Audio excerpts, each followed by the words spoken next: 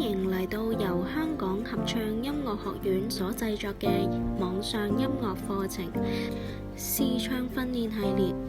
呢一個系列嘅目的係幫助我哋學院嘅學生訓練視唱能力，由短以至簡單嘅旋律同埋節奏開始，慢慢發展學生對更加複雜同埋長嘅樂句嘅視唱能力。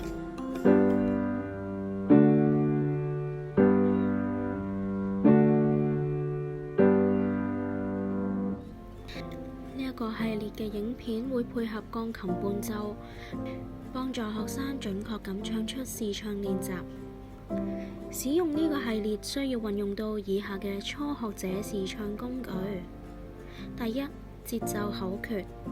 學生可以根據自己嘅能力同埋已有知識去揀適合佢嘅視唱練習。例如，只係會他同埋貼貼嘅學生可以揀程度比較簡單嘅練習。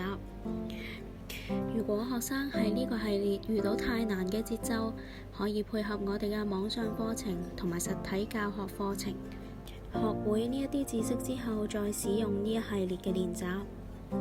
唱名同埋守號。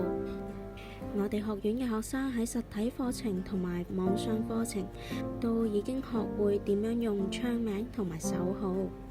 學生可以根據自己識得嘅守號或者唱名去揀一啲適合自己嘅視唱練習。手指譜。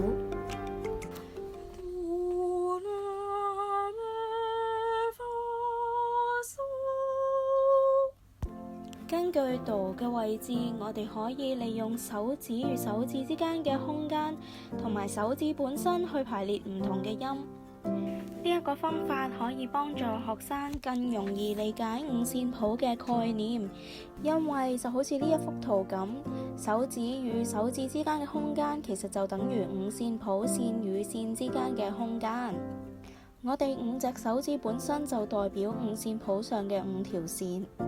度嘅位置可以轉換，例如今次度喺第二隻手指位，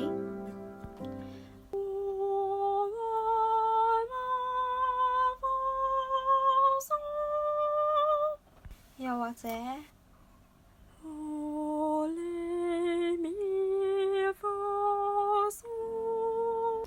透過呢一個方法，可以幫學生更加容易完成視唱練習。如果想了解點樣可以更加有效運用以上嘅工具，可以密切留意我哋香港合唱音樂學院嘅網上課程影片。拜拜。